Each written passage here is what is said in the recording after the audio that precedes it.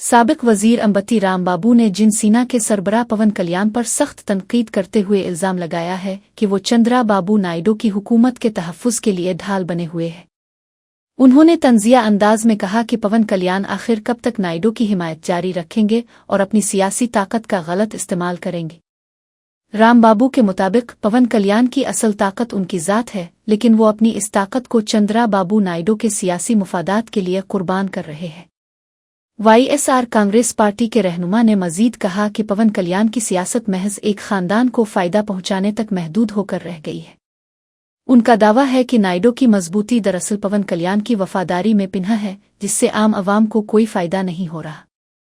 इस बयान ने आंध्र प्रदेश में जात पात की सियासत और मौजूदा हुक्मरान इत्तेहाद के दरमियान बहस को एक बार फिर गर्म कर दिया है।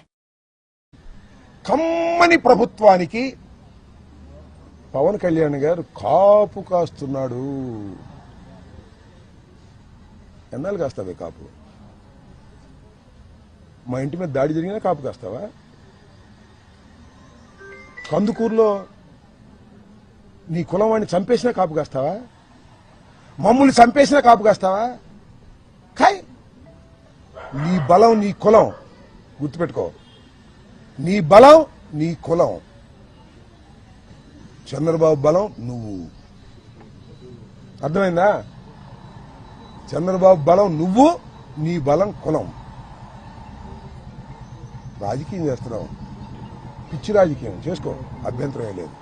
కానీ మమ్మల్ని చంపేసినా కూడా నువ్వు కాపు కాస్తానంటే ప్రజలు ఒప్పుకోరనేది కూడా ఈ సందర్భంగా గుర్తు చేస్తున్నా.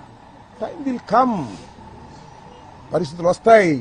20 మాసాలు అయిపోయింది ఈ ప్రభుత్వానికి. నేనేమి విధ్వంసకారుని కాదు. నా మీదకి వచ్చారే వందనాదేవి గారు, చూశారుగా ఏం తిట్టిందో. ఒక మహిళ